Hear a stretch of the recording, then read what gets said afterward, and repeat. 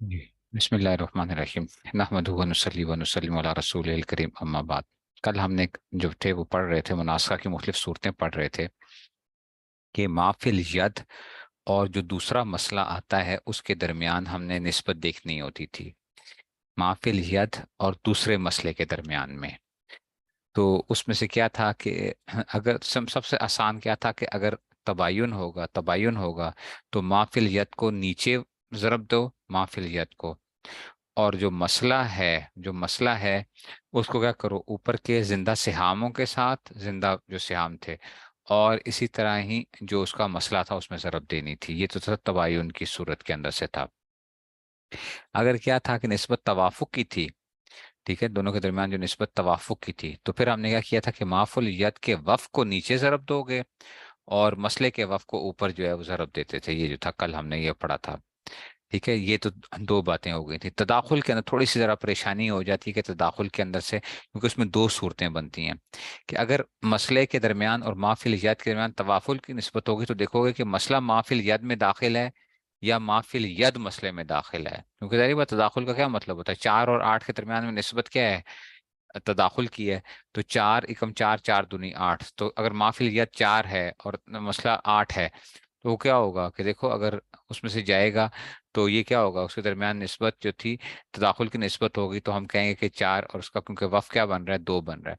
تو اگر اگر مسئلہ ما فی الید میں داخل ہو، ٹھیک ہے، تو ما فی الید کے وف کو لے کر میت ثانی کے ورثہ کے سہام میں ضرب دی جائے گی فقط، جو ہم نے یہ کل کیا بھی تھا کہ بس صرف جیسے کہ یہاں پہ میں سے سمجھانے کے لیے آپ کو یہ بتا دیتا ہوں کہ جی ما فی الید کے اندر سے ادھر دیکھ لو، بس ما فی الید 12 ہے اور مسئلہ 4 سے بنا ہے۔ تو اب دیکھو یہ مسئلہ اس میں داخل ہے نا، 4 × 4 4 × 2 = 8 4 × 3 = 12، تو اس کا وف کیا آئے گا، 3 آئے گا۔ اب اس کو نا صرف نیچے ضرب دینی ہے، بس اس کو اوپر ضرب نہیں دینی ہے اس مسئلے کو، کیونکہ مسئلہ کیا تھا، داخل تھا کس کے درمیان میں، ما فی الید میں داخل تھا۔ تو ما فی الید کے وف کو لے کر نیچے صرف کیا کر دو، ضرب دے دو بس، اور ان کے ساتھ جمع کر دو، تو آپ کا یہ مسئلہ کیا ہو جاتا ہے، حل ہو جاتا ہے۔ لیکن اگر ما فی الید مسئلے میں داخل ہو تو مسئلے کے وف کو لے کر میت اول کے ورثہ احیاء کے سیام مسئلے میں ضرب دی جائے گی فقط۔ اب یہ دیکھنا ذرا، یہ ادھر سے پتہ چلے گا آپ کو۔ ما فی الید بکر کو کتنا ملا ہے، 4 ملا ہے، ما فی الید اس کو 4 ملا ہے، 4 ملا ہے، اور جو مسئلہ جو بنا ہے یہ 32 سے بنا تھا ساری ہونے کے بعد نا۔ تو اب دیکھو 4 × 4 اور 4 × 8 = 32، تو اس 32 کا وفق کیا ہے، 8 ہے۔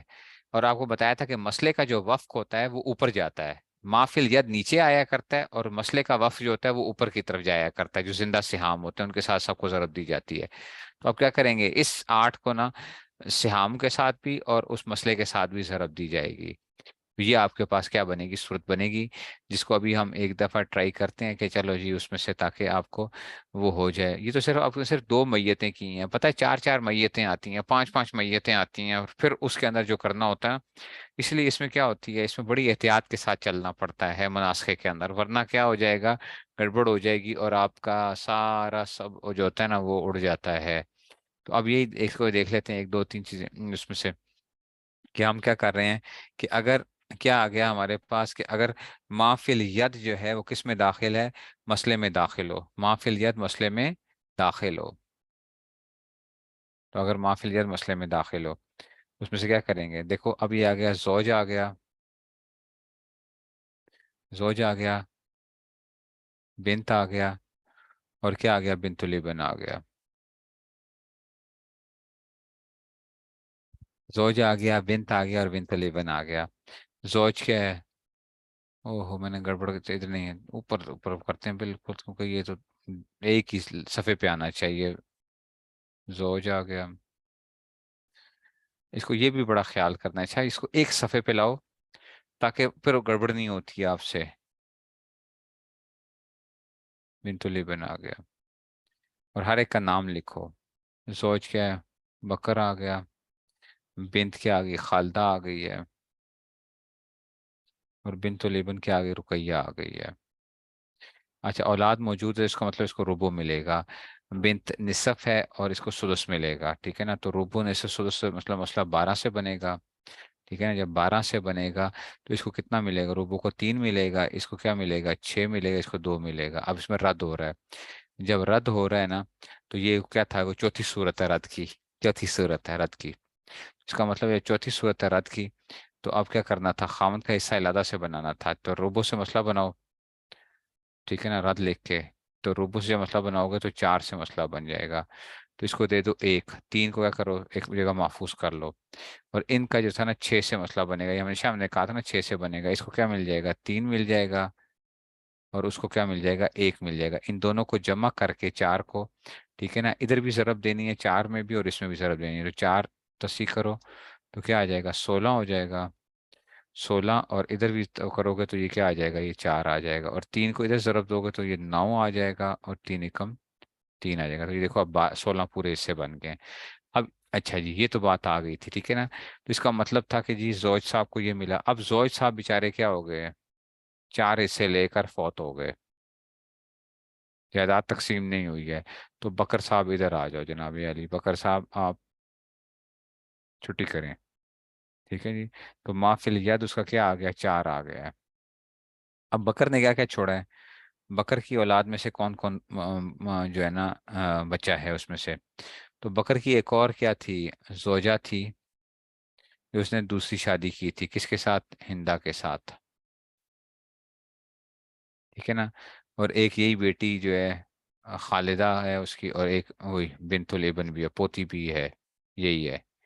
तो खालदा आ गई है, और ये क्या आ गई है, रुकैया आ गई है, ठीक है ना। अब देखो जी, जो खामन जब फौत हुआ तो इसको क्या मिलेगा, इसको सुमन मिलेगा, इसको सुमन मिलना है, ठीक है ना। इसको निसफ और सुदस मिलेगा, तो सुमन और मसला, ठीक है ना। ये चौथे, ये माफिल याद और उसके दरमियान निस्बत की मुकर थी, कल कर लिया था कि नहीं किया था। अच्छा, तो मसला 24 से बनाओ, सुमन इसको 3 दो, खालदा को क्या दे दो, 12 दे दो, और इसको क्या कर दो, 4 दे दो। तो 12 4 16 19 बन रहे हैं। फिर ये रत की सूरत बन रही है, रत की सूरत होगी तो ये 8 से मसला बनाओ, 8 से मसला बनाओ। इसको क्या दो, एक दो, 7 कल हो गया था, अच्छा 7, ठीक है ना। अब इसमें से क्या मिलेगा, इधर भी 6 से मसला बनाओ, तो 3 इसको दे दो, एक इसको दे दो। तो अब ये क्या आएगा, 7, अच्छा जी ये जो था ना इसमें से 4 को, तो 32 से मसला बन जाएगा, 32 से मतलब बन गया। और क्या आ जाएगा, अच्छा ये इसको जरूरत दिया और इसको भी क्या किया, 4, ये 4 हो गया।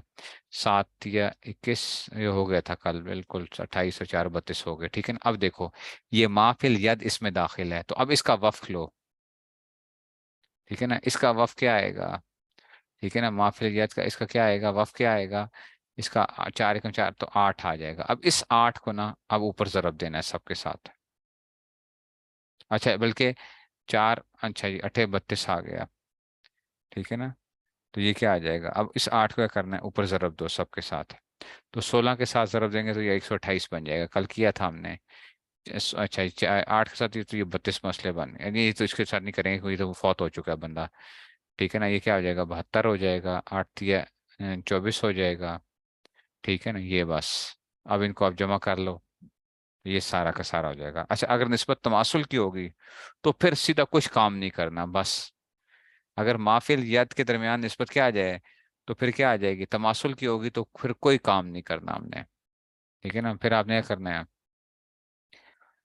फिर अय्याशी करनी है, ठीक है जी। तो अगर निस्बत क्या आ जाए, तमासुल की हो, तो ज़र को कोई अमल नहीं किया जाएगा। तो ये देखो जौज था, बिन्त है, उम है।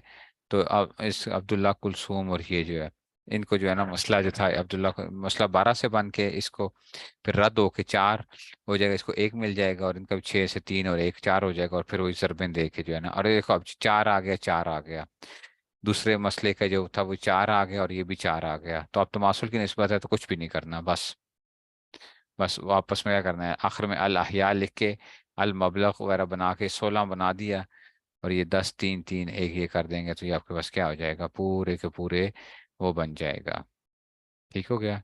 ये क्या हुआ है, हमने पूरा का पूरा इसमें से वो किया है। अच्छा, अब इस मश्क में क्या करना होगा, मश्क में बंदा कौन फौत हो रहा है, बकर साहब फौत हो रहे हैं। अच्छा, इस मश्क में किड़े फौत होंगे, ये बकर साहब फौत होंगे। इधर ही बनाते हैं, चलो इधर ही देखते हैं ज़रा मसला कैसे बन सकता है, ज़रा इसी जगह मैं बनाने की कोशिश करता हूँ, अल्लाह करे ये आ जाए, ठीक है ना। इधर ही हम बनाते हैं कुछ। अच्छा जी, जोज, ये आ गया जनाब अली, अच्छा जी। तो मैयत है, تو اس کو کیا ملے گا؟ اس کو ربو ملنا ہے، ٹھیک ہے، بنت موجود ہے، ان کا سلوسان آ گیا۔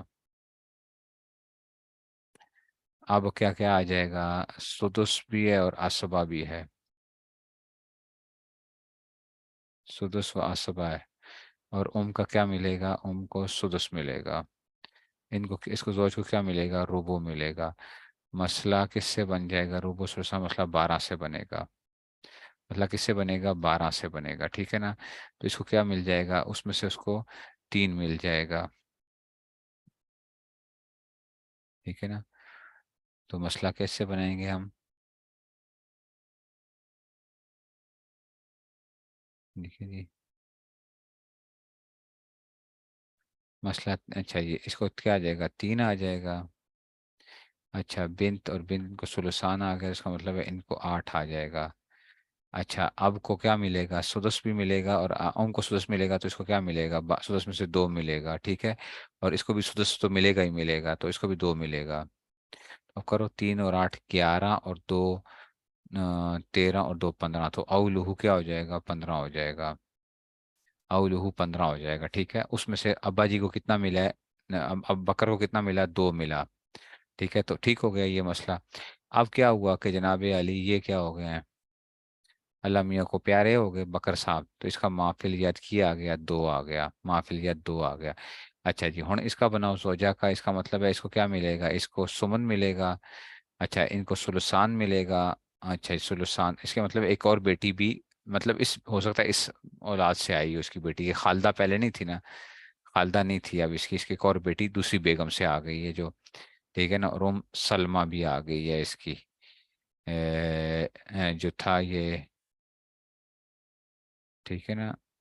ہاں، بکر کی اچھا یہ ہندا تھی، تو یہ اس کی زوجہ ہے نا، اس کی بیگم تھی اس کی، ٹھیک ہے نا؟ اور جو تھا وہ بکر کی والدہ جو ہے نا، یہ اس کی ساس بنتی تھی، کس کی؟ یہ جو خاتون تھی اس کی ساس بنتی تھی، یہ اس کے اماں بھی آ گئی ہے، جو ہے اب یہ اس کی اماں ہے، ٹھیک ہے نا؟ تو یہ کہ سلسان مسئلہ 24 سے بناؤ، 24 سے بناؤ، ہندا کو اس میں سے کتنا ملے گا؟ 3 ملے گا۔ اچھا سلسان ان کو 16 ان تینوں بیٹیوں کو ملے گا، سلسان ان تینوں بیٹیوں کو سلسان ملے گا، ٹھیک ہو گیا؟ اچھا جی، اب جو ہے اس میں سے اچھا ادھر بھی یہ 8 8 تھا نا، تو اس میں سے ٹھیک ہے، تو اس کو 3 اور 8 11 اور 2 15، ٹھیک ہے؟ تو اس کو 4 4 بن گئے تھے، ٹھیک ہے؟ کوئی مسئلہ نہیں تھا، کسی میں وہ نہیں آ رہی تھی۔ 16، اب یہ 3 16، اور اس کو کیا ملے گا؟ اس کو ماں جی کو سدس ملے گا، سدس، اس کی اماں کو سدس ملے گا، تو 24 میں سے سدس کیا ملے گا؟ 4 اس کو ملے گا، 16 اور 4 20، اور 3 کیا آ جاتا ہے؟ 23 آ جاتا ہے، اوئے ہوئے ہوئے ہوئے، رد آ جائے گا، 8 سے ہوگا، 8 سے آپ ادھر وہ کرو گے، کیونکہ یہ 16 اس کو ملا، سلسان ہے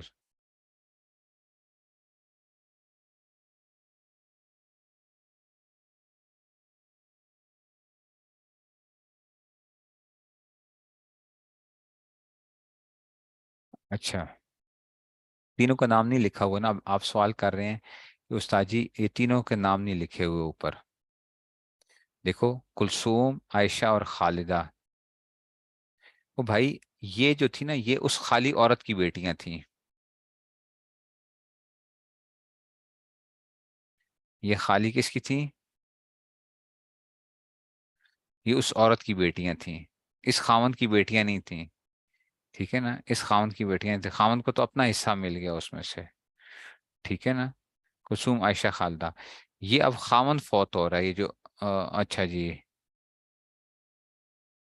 بلکہ نہیں، یا تو ابا جی فوت ہو رہے ہیں نا، یہ تو اس میں سے نہیں ہوتی نا، یہ تو کیا تھے اس کے اور خاتون کی بیٹیاں تھیں، اب یہ کون ہے؟ یہ تو ابا جی فوت ہو رہے ہیں، تو یہ کیا ہیں؟ یہ تو پھوپھیاں آ گئی نا، یہ تو ان کی پھوپھیاں آ گئی تھی، تو ان کی ہمیں ضرورت نہیں تھی اس میں سے، تو یہ کلثوم، عائشہ، اور یہ تو اس کی بیٹیاں ہیں، بکر کی بیٹیاں ہیں نا، بکر کی بیٹیاں ہیں، اس کی بیگم جو ہے نا، بکر کی بیگم ہندا ہے، وہ آ گئی ہے، ٹھیک ہے نا؟ اور اس کی ان دونوں کی اولاد جو تھی، ان دونوں کی اولاد جو تھی وہ کیا ہو گئی تھی اس میں سے، ٹھیک ہے نا؟ وہ پھوپھیاں کیا بنیں گی کہ وہ پھوپھیاں نہیں خالائیں بنتی ہیں، وہ خالائیں بنتی تھی نا، یہ خاتون فوت ہوئی تھی، تو اب ان دونوں سے جو اولاد بنتی تھی یہ وہ تھی، ان دونوں اس کی اولاد جو ہے کلثوم عائشہ، یہ اس عورت کی بہنیں ہیں، ٹھیک ہے نا، اس عورت کی بہنیں ہیں۔ اچھا وہ کیوں ان کی چھٹی کیوں ہو گئی تھی؟ کیونکہ باپ موجود تھا۔ آپ کہو کہ ان کا نام کیوں نہیں لکھا تھا اوپر، ادھر کیوں نہیں لکھا تھا؟ کیوں؟ کیونکہ ابا جی موجود تھے۔ وہ سمجھو بات کو، ابا جی موجود تھے نا، تو ان کی ضرورت ہی نہیں تھی ہمیں، کلثوم عائشہ خالدہ کی ضرورت ہی نہیں تھی ہمیں لکھنے کی، کیونکہ ان کی تو پہلے چھٹی ہو چکی تھی ابا جی کی وجہ سے۔ تو رد ہو جائے گا، 8 آ جائے گا، تو اس میں سے کیا آ جائے گا؟ اس کو 1 مل جائے گا، ادھر سے مسئلہ 6 سے بن جائے گا،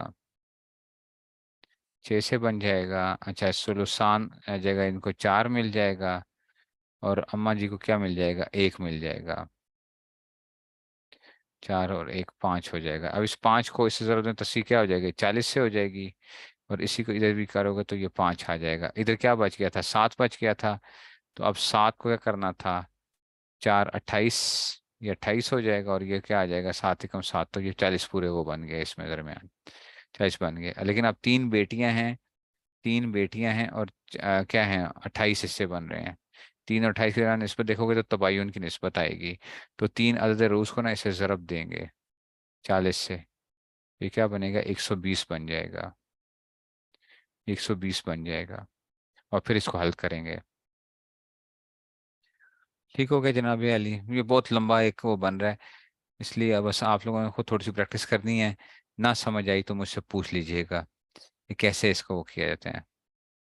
ٹھیک ہے، کہتے ہیں کہ دوسرا وارث قبل تقسیم فوت ہو جائے، خواہ میت اول کا وارث ہو یا میت ثانی کا، پھر تیسری میت بنا کر سارا عمل کیا سرت کیا گیا تھا قضاء آخری ہی، ٹھیک ہے نا۔ اچھا جب ضرب ماتحت میں دی جائے تو صرف اسی میت کے ورثہ میں دی جائے۔ اچھا یہ بھی یاد رکھنا، فائدہ کیا لکھتے ہیں؟ جب ضرب ماتحت میں دی جائے گی تو صرف صرف اسی میت کے ورثہ میں دی جائے، اور جب مافوق میں دی جائے تو تمام میتوں کے ورثہ احیا کے سہام میں دی جائے۔ صرف مسئلہ اول میں ضرب دی جائے گی، اور مسئلہ مسائل ہوگا اس میں جتنے میتوں سے جو کچھ ملتا ہے اس کو جمع کر مافل جہت لکھا جائے گا۔ جب 3 4 میتیں بن جاتی ہیں نا، تو مسئلہ کے اندر سب سے پہلے والے مسئلے میں صرف اس کو ملٹیپلائی کرتے ہو، ٹھیک ہے نا، لیکن تمام جو اوپر والے جتنے مسئلے ہوتے ہیں ان کے جو سہام زندہ ہوتے ہیں ان میں ضرب دی جاتی ہے، اس کو زندہ کے اس میں سے دی جاتی ہے۔ ابھی دیکھو اس میں 3 میتیں بن رہی ہیں، 1 2 3، اوئے ہوئے ہوئے ہوئے، ٹھیک ہے نا۔ یہ پھر اس کے بعد یہ وہ بنے گا، 3 بندے فوت ہوئے ہیں، ٹھیک ہے نا، یہ 3 بندے فوت ہوئے ہیں، ٹھیک ہے۔ تو یہ ایک وہ ہے، یہ اصل میں کاغذ کے اوپر حل کرنے کا مزہ آتا ہے، کہ ایک ہی کاغذ کے اوپر، اور بڑا کاغذ ہو اس کے اوپر حل کر کے اس کو وہ کرنا ہوتا ہے، ٹھیک ہے۔ اب آتے ہیں جناب علی، تیسرا سبق آ گیا حقوق ترکہ کا بیان۔ حقوق ترکہ کا بیان یہ راجی میں شروع میں آ جاتا ہے، ٹھیک ہے نا۔ اور جب ہم جب لکھتے ہیں نا، فتویٰ لکھتے ہیں، تو سب سے پہلے یہی بات آتی ہے، جب فتوے میں بھی لکھا جاتا ہے تو سب سے پہلے یہ چیز آتی ہے کہ میت کے ترکے کی جو صورت حال ہوتی ہے وہ کیا ہوتی ہے۔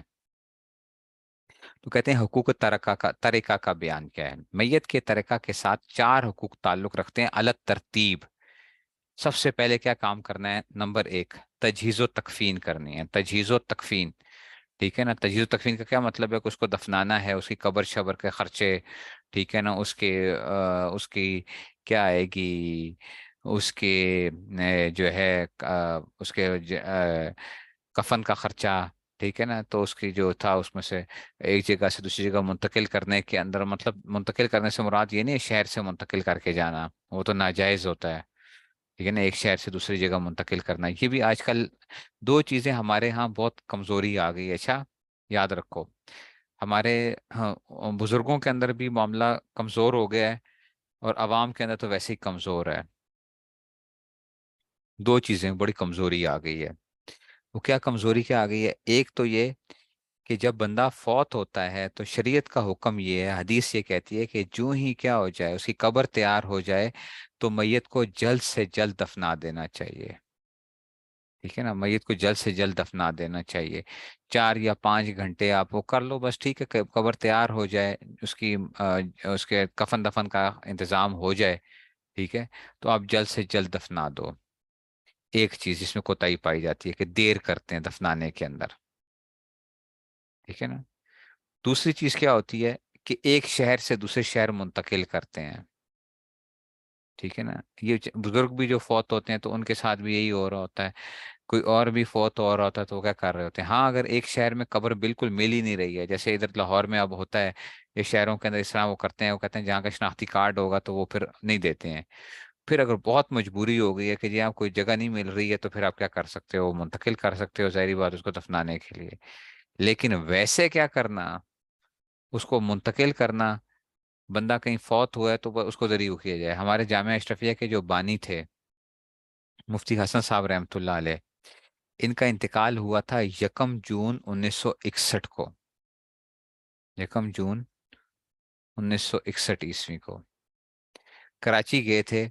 کراچی گئے تھے، جب کراچی گئے تو جہاز میں جب بیٹھنے لگے تو کہتے ہیں لاہور والوں نے مجھے نکال دیا ہے، لاہور والوں نے مجھے نکال دیا. ٹھیک ہے، ادھر گئے.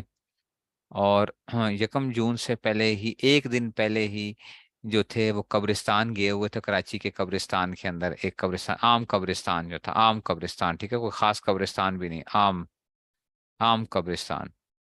ٹھیک ہے نا. تو ادھر کہنے لگے کہ جناب علی، ادھر مجھے نا ادھر مجھے اپنائیت کی خوشبو آ رہی ہے، ادھر مجھے اپنائیت کی خوشبو آ رہی ہے. اگلے دن کیا ہوگا، ادھر ہی انتقال ہو گیا. جب انتقال ہو گیا، تھے لاہور میں رہتے تھے، سارا کچھ وہ تھا. ٹھیک ہے. تو ان کی وصیت تھی کہ مجھے فوراً کیا کیا جائے، دفنا دیا جائے، اور جہاں پہ میں فوت ہوں مجھے وہاں پہ کیا بندی جائے، قبر دی بنائی جائے بس میری، اور کام قبرستان کے اندر قبر ہونی چاہیے. تو یہ کہ ادھر کراچی کے اندر ان کو کیا کیا گیا، دفنایا گیا. بیگم بھی ساتھ تھیں. ٹھیک ہے نا، بیگم بھی ساتھ تھیں ان کی جو ہے. ان کو ہم آپا جی ان کو کہتے ہیں، آپا جی. اور حضرت تھانوی نے فرمایا کرتے تھے کہ وقت کی رابعہ بصری ہیں، وقت کی رابعہ بصریہ ان کو کہا کرتے تھے حضرت تھانوی رحمۃ اللہ علیہ. ان کی جو اہلیہ جو تھیں وہ بہت نیک خاتون تھیں، آپا جی جو ہے نا.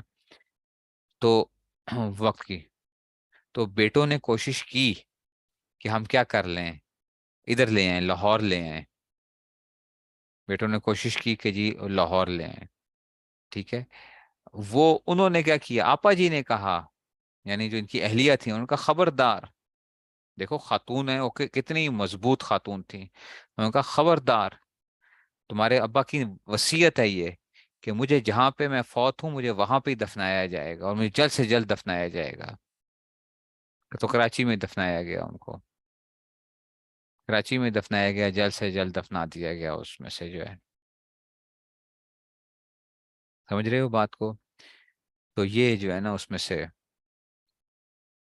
ٹھیک ہے نا. میں خود، میرا کراچی میرے جانا ہوا لیکن میں خود نہیں جا سکا کہ ایسے ہی وہ بس کسی جگہ کے اوپر ان کی قبر جو ہے نا وہ کراچی کی، اس میں سے مجھے خود نہیں معلوم کہ کون سا بلدیہ کا قبرستان، پتہ نہیں کس جگہ کوئی کون سا وہ ہے اس میں سے. تو بات یہ ہے کہ یہ جو ہے نا انسان کو وہ ہونی چاہیے. اب وہ چیزیں کیا ہوتی جا رہی ہیں، آہستہ آہستہ ختم ہوتی جا رہی ہیں کہ جی یہ جو کرنا کہ جی جلد سے جلد دفنانا. تو میت جب فوت ہو تو اس کو جلد سے جلد دفنانا چاہیے. یہ انتظار کرنا، فلاں آ رہا ہے، ابھی فلاں رشتہ دار باہر سے آ رہا ہے، فلاں جگہ سے آ رہا ہے، یہ سنت کے خلاف ہے. یہ سنت کے خلاف ہے. اور کسی آدمی کا کوئی فعل، ٹھیک ہے نا، کوئی حجت نہیں ہوتا. ہم دین کے کیا ہوں گے، ہم دین کو دیکھیں گے. ہم کسی بھی عالم کو یا کسی شخصیت کو نہیں دیکھیں گے کہ انہوں نے کیا کیا تھا. ہم دین کو دیکھیں گے کہ دین کا حکم کیا ہے. ٹھیک ہے. تو یہ آپ کا میت کی طرح کے ساتھ چار تعلق ہیں. تو تجہیز و تکفین، تجہیز و تکفین میں کیا کیے جاتے ہیں، خرچے درمیانہ قسم کا خرچہ، بہت نہیں لیوش قسم کے، وہ نہیں کہ قبر کے لیے جی بڑا کوئی وہ کر رہے ہیں فلاں. درمیانے اخراجات نکالے جاتے ہیں. ٹھیک ہے. درمیانے اخراجات صرف یہ تجہیز و تکفین کے اخراجات ہوں گے جو عام وہ ہیں. یہ نہیں کہ اچھا جی اب کیا کرنا ہے، مہمانوں کو کھانا کھلانا ہے، کرسیاں لگانی ہیں جی، اس کے لیے فلان لوگوں کا آنا ہے، وہ میت کے اس میں سے وراثت میں سے نہیں نکالا جائے گا. وہ وارث اپنی مرضی سے کوئی اپنے خرچے میں سے نکالنا چاہے تو وہ نکال سکتا ہے، میت کے پیسوں میں سے نہیں نکالا جائے گا. یہ میت کے پیسوں میں سے تجہیز و تکفین کا خرچہ. نمبر دو، ادائے قرض، کہ میت کے ذمے جو قرض ہوں گے وہ ادا کیے جائیں گے. جو اس کے قرض ہیں سب سے پہلے کیا کریں گے، وہ قرض ادا کرنے ہم نے، چاہے سارا پیسہ ختم ہو جائے قرضوں کے اندر. دیکھو قرض اتنی خطرناک چیز ہے. اور حضور صلی اللہ علیہ وسلم کو جب پتہ چلتا تھا کسی میت کے اوپر قرض ہے تو حضور صلی اللہ علیہ وسلم جنازہ نہیں کا کرواتے تھے کہ میں نہیں، تم پڑھ لو جنازہ، میں نہیں پڑھوں گا. تو ہاں کوئی بندہ اگر کہتا تھا کہ ٹھیک ہے میں کیا کروں گا، اس کا قرضہ ادا کروں گا، تو پھر حضور صلی اللہ علیہ وسلم، دیکھو حضور صلی اللہ علیہ وسلم، یہ کتنی خطرناک چیز ہے یہ قرض. کیا حضور تو کیا تھے، اپنی امت کے اوپر کتنے مہربان اور شفیق تھے. کیا حضور نہیں چاہیں گے کہ بھئی میں جنازہ پڑھوں اپنے کسی صحابی کا، میں جنازہ پڑھوں تاکہ اس کے لیے کیا ہو جائے، بخشش کا سامان جو ہے اس کے لیے ایک اور وہ ہو جائے. لیکن جس کے بارے میں پتا چلتا تھا کہ اس کے اوپر قرضہ ہے اور اس نے مال نہیں چھوڑا، قرضہ کرنے، تو حضور صلی اللہ علیہ وسلم کہتے کہ بھئی میں نہیں پڑھوں گا، تم لوگ پڑھ لو صحابہ سے. اور یہی میں نے کل آپ سے عرض کیا تھا، یہی کل میں نے آپ سے عرض کیا تھا. ہم لوگ کیا کرتے ہیں، اب لوگ مال کھا جاتے ہیں دوسروں کا فلاں کر کے. تو دوسری چیز کے آگے ادائے قرض ہوں گے، اس کے قرضے ادا کیے جائیں گے، اس کی وراثت کے اندر سے جتنا بھی تھا، چاہے ساری وراثت ختم ہو جائے. نمبر 3، اجرائے وصیت الثلث. ثلث مال میں سے اس کی وصیت جاری ہوگی. اور ثلث مال میں سے یاد رکھو، اپنے وارث کے لیے کوئی وصیت نہیں کر سکتا بندہ. اچھا حدیث میں آتا ہے لا وصیت لوارث، وارث کے لیے وصیت نہیں کر سکتا، اچھا یہ میرا مال فلاں میرے پتر کو دے دینا، یہ فلاں چیز میری بیٹی کو دے دینا، یہ فلاں چیز اس کو دے دینا.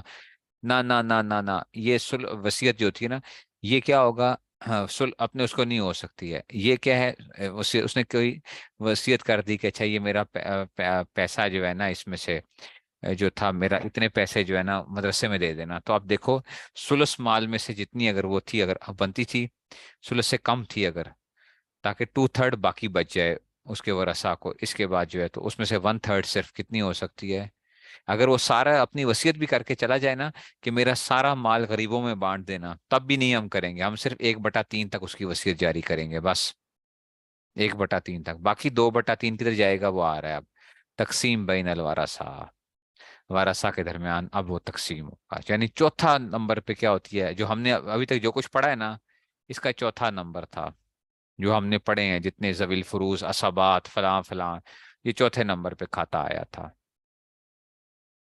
ہاں ایسی قضا نمازیں ہیں اس کی وصیت کے اندر سے، قضا نمازیں ہیں. حج بدل ہو سکتا ہے اس کے اندر سے کہ نہیں ہو سکتا، اس نے نیت کی ہوئی تھی کہ نہیں کی ہوئی تھی، وصیت کی ہوئی تھی، روزوں کی وصیت کی ہوئی تھی. یہ ساری چیزیں جو کل آپ کو میں نے کہا تھا، اور میں پھر بھی بھول گیا آپ کو بھیجنا، کہ جناب کہ آپ نے کیا کرنا ہے اس میں سے. سمجھ آ رہی ہے نا؟ تو بات کیا ہے کہ آپ نے یہ وہ کرنا ہے اس میں سے، ٹھیک ہے نا، اس میں سے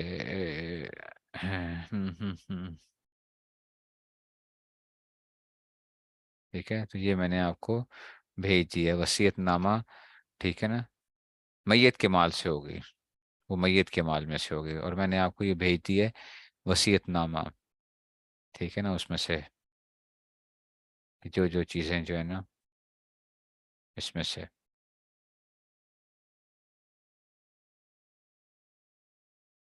ٹھیک ہو کیا، گروپ کے اندر چلا گیا ہے اس میں سے. تو یہ ٹھیک ہو گیا. اچھا اب کیا ہے پھر ورثہ کی ترتیب یہ ہوتی ہے. آگے کیا ہے پھر ورثہ کی ترتیب، یہ بھی سراجی کے شروع میں ہی ہے، لیکن یہ یہاں پہ اب آ رہا ہے کہ جی اس میں سے ورثہ کی ترتیب کیا ہوتی ہے. سب سے پہلے ذوی الفروز کا حصہ نکالتے ہیں، ایسا ہی ہم نے کیا تھا نا. ذوی الفروز سب سے پہلے جب آپ میت کا وہ کرتے ہو تو کس میں سے ہوگا، ذوی الفروز. پھر عصبہ نسبی، پھر عصبہ جو ہم بناتے تھے نا عصبہ نسبی، ٹھیک ہے، عصبہ نسبی. پھر نمبر 3 ہوتا ہے عصبہ سببی. عصبہ سببی وہی جس نے میت کو موتق جو ہوتا ہے نا، موتق جو ہے نا آزاد کرنے والا، پھر اس کو مال آتا ہے نا، تو عصبہ سببی، عصبہ سببی یہ آج کل نہیں ہوتا. نمبر 4 عصبہ سببی کا عصبہ بنفس ہی، کہ اگر موتق جو ہے نا فوت ہو چکا ہے، موتق فوت ہو چکا ہے، تو جو موتق تھا، جو غلام جو فوت ہوا نا، اگر موتق پہلے فوت ہو چکا ہے، تو اب اس کا مال کس کو دے دیں گے، اس موتق کی اسبا بھی نفس ہی کو دے دیں گے، اس کے پتر شتر کو، یا جو بھی ہوگا اس میں سے دیں گے، پتر کو، باپ کو، یا جو بھی ہوگا. تو نمبر 4 کیا ہوتا ہے، اسبا سببی کا اسبا بھی نفس ہی. یہ دونوں آج کل نہیں ہوتے ہیں بالکل، یہ دونوں ہے ہی نہیں. ظاہری بات ہے غلام شلام تو ہے ہی نہیں ہے. تو ذوی الفروز اثر نسبی. اور پھر کیا تھا، ज़वील फुरूज नसबिया पर रद। ज़वील फुरूज नसबिया पर, याद है ना, मैंने कहा था मियाँ बीवी पे रद नहीं हो सकता, क्योंकि वो क्या थे, सबबी थे, ज़वील फुरूज सबबी थे। ज़वील फुरूज नसबिया पर रद, ये हमने रद वाली सूरतें पढ़ी थी ना। मियाँ बीवी को छोड़ के बाकियों को हम क्या करते थे, तो गोया ये दो नहीं आते थे। ज़वील फुरूज असब है नसबी, और फिर रद वाले मसले आ जाते थे नसबी पर, ठीक है ना। नंबर 5 ही हो गया।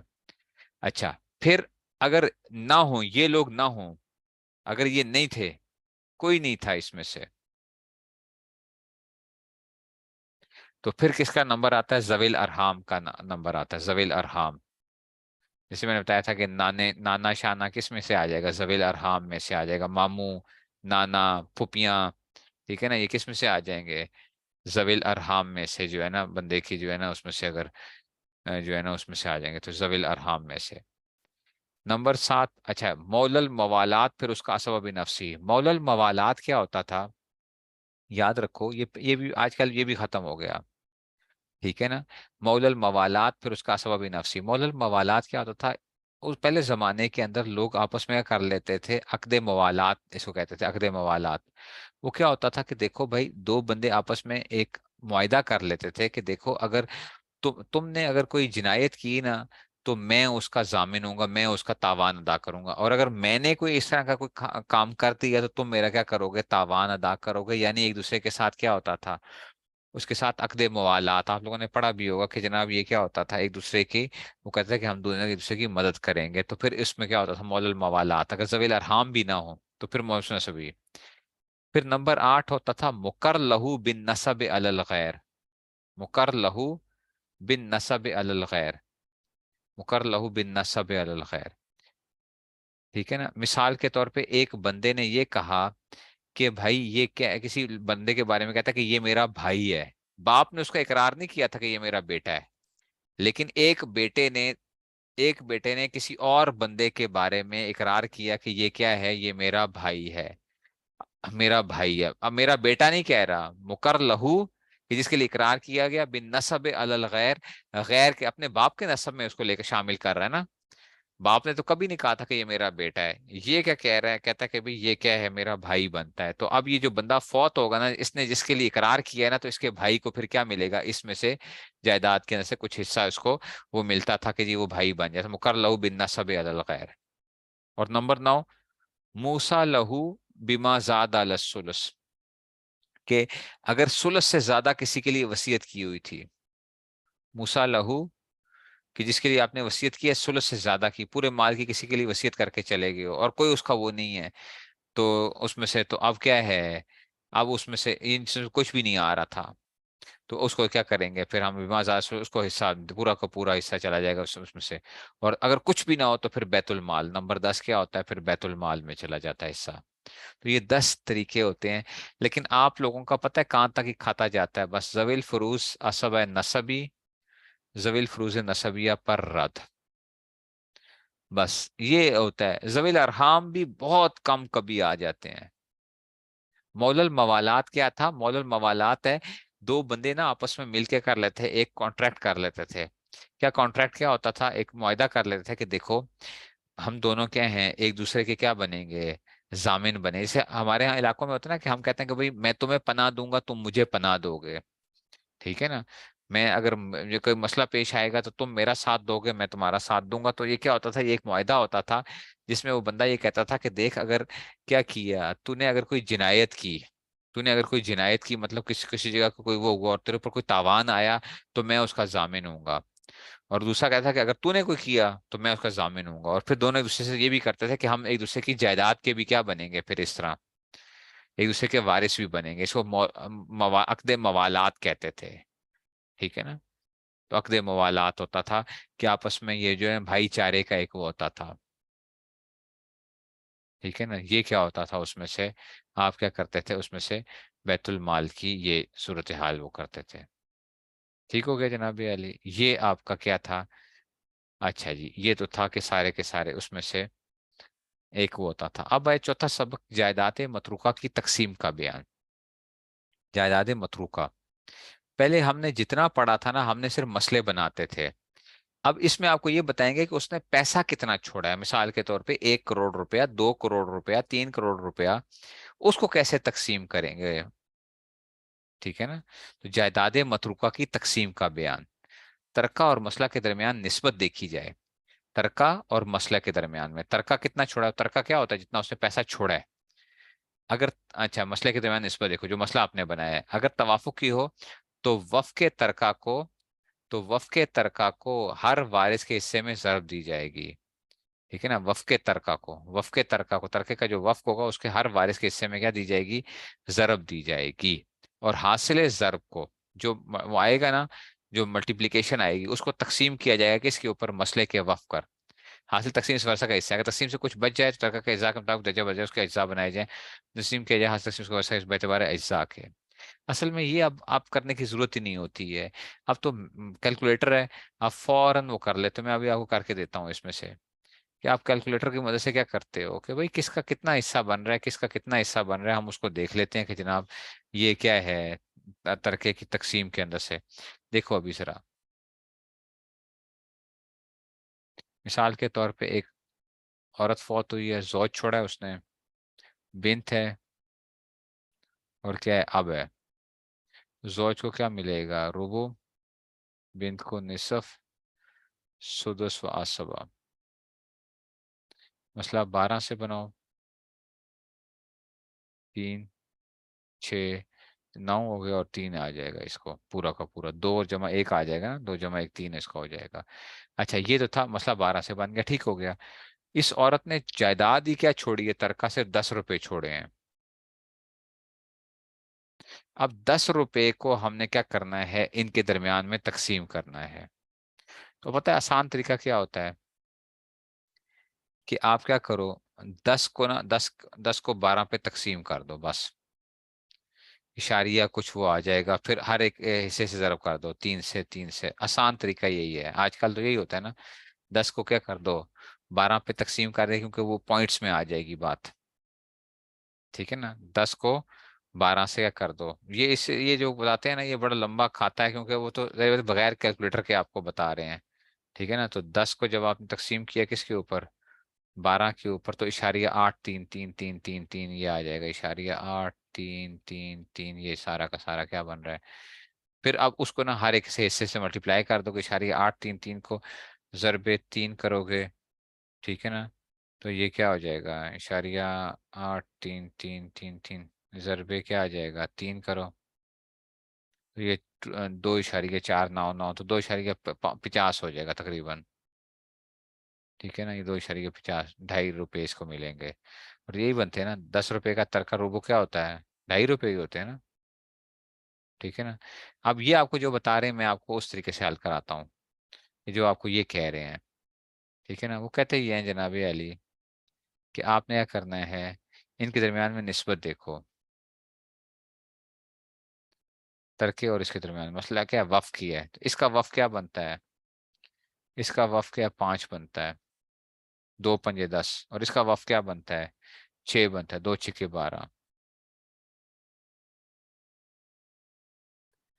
اب کیا کرنا ہے ہم نے؟ ٹھیک ہے نا؟ تو کہتے ہیں کہ تو وفق کے ترکہ کو ہر وارث کے ساتھ ضرب دے دو، اس کو یوں یعنی 3 ضرب 10، 6 ضرب 10،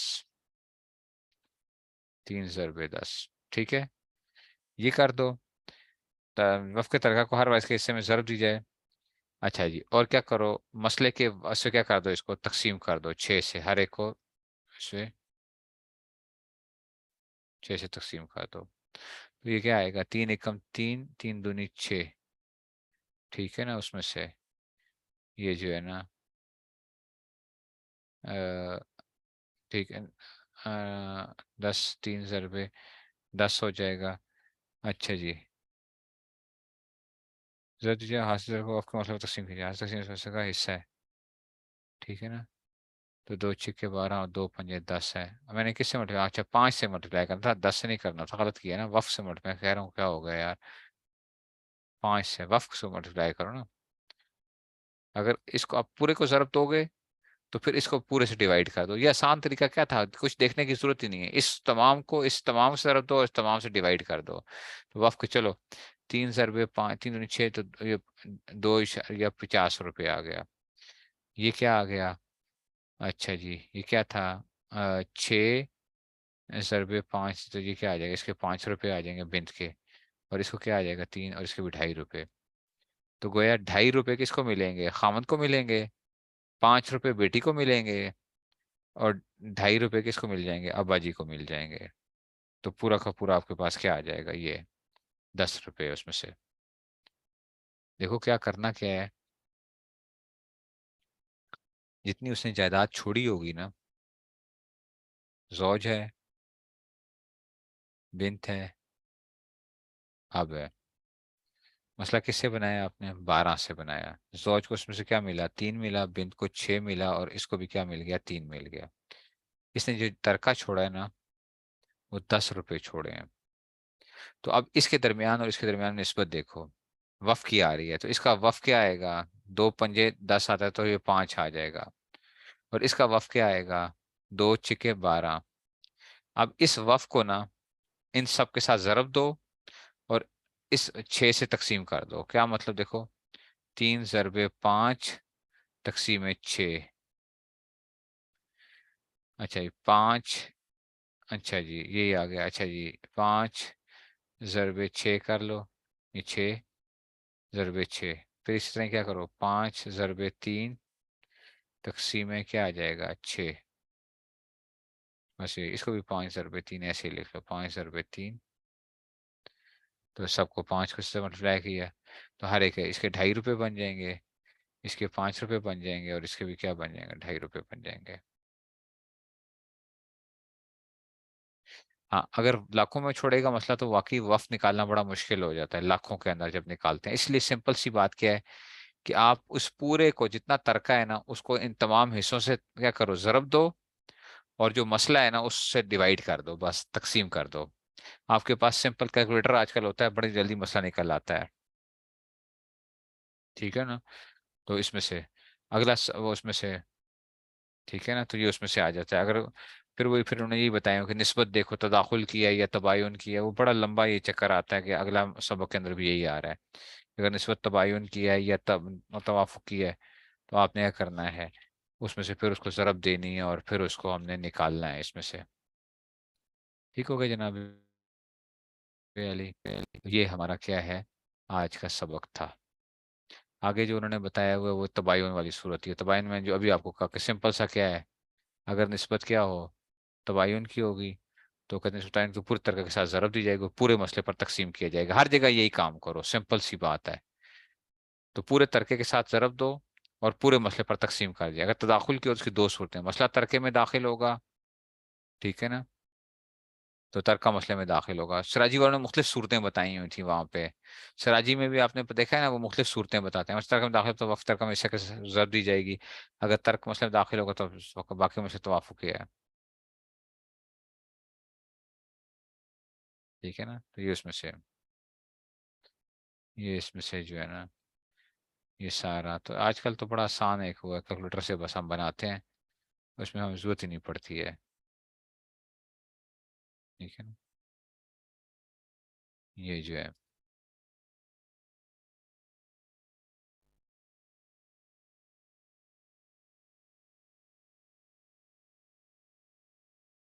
وہ بھی سراجی والوں نے مختلف صورتیں بنائی ہوئی ہیں وہاں پہ جو ہے.